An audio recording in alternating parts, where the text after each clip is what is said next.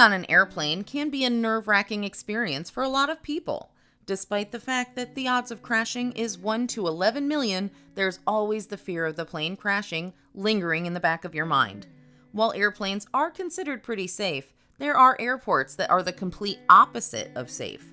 From an airport built on slippery ground to an airport that has to stop car traffic to let airplanes land, we are going to take a look at 10 of the most dangerous airports in the world. Princess Juliana International Airport. Kicking off our list, we have the Princess Juliana International Airport at number 10.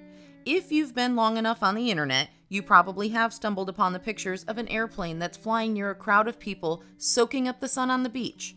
Well, much to everyone's shock, that picture is not photoshopped.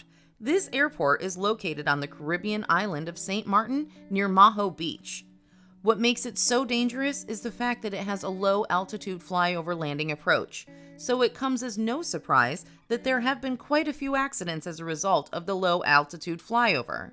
In 2017, a New Zealand woman was standing next to a fence when an airplane took off. Unfortunately, she left her grip on the fence and was blown away by the jet blast before colliding with a wall. Wellington International Airport. Moving on to number 9, we have the Wellington International Airport at number 9.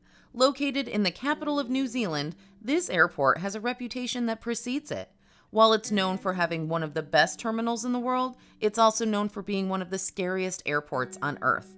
The location where the airport is situated is no stranger to strong wind. On a bad day, the turbulence that airplanes face while landing in this airport gets so strong that they have to stop flying until it reaches a safe level.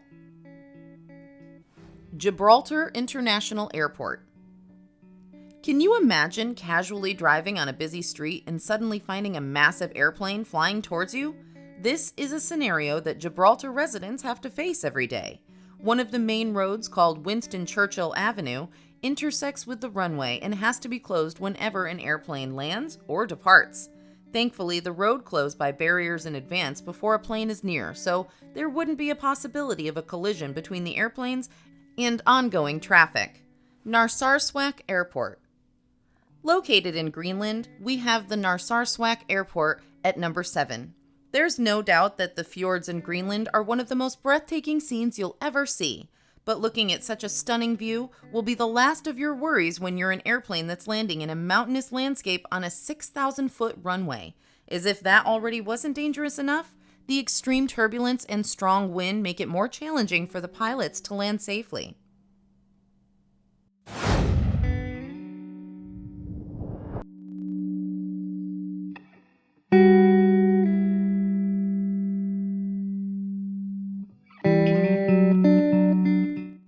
Gisborne Airport.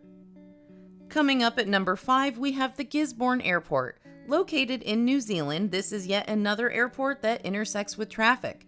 This time, it intersects with a railway line. The airport has to follow a strict schedule when it comes to landing to avoid any accidents. However, there have been times where an airplane had to stop to let a train pass. Cristiano Ronaldo International Airport. At number 4, we have the Cristiano Ronaldo International Airport.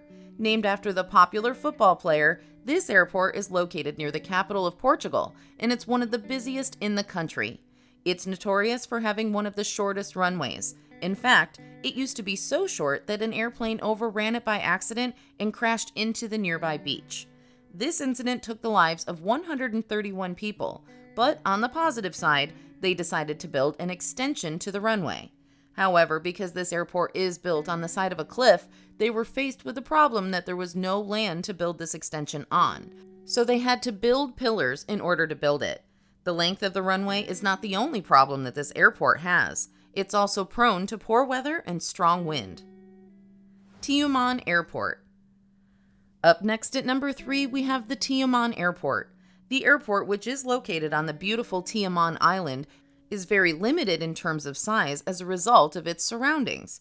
It's smack dab in the heart of the forest, so pilots have to skillfully fly straight near the mountains before taking a dramatic 90-degree turn to line up with the runway.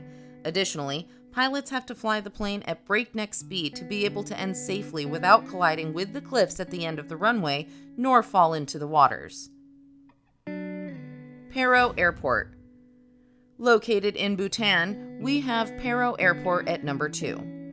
Can you imagine an airport so dangerous that only a select few pilots can land airplanes in? And by select few, we mean less than 2 dozen. For starters, no flights are allowed during the night as pilots need visibility to avoid colliding with electrical poles and house roofs near the runway. They also have to skillfully maneuver between the mountains at a 45-degree angle before dropping onto the runway. Pegasus Field. When you combine ice-covered ground and an airplane flying at 165 miles per hour, that's like asking for a disaster to happen. This airport, which is more of an open, empty field, was named after an airplane that crashed as it was landing. Fortunately, none of the people who were on the flight were injured, and everyone survived the crash. The airport had to be closed down in 2016 due to extreme weather and strong wind.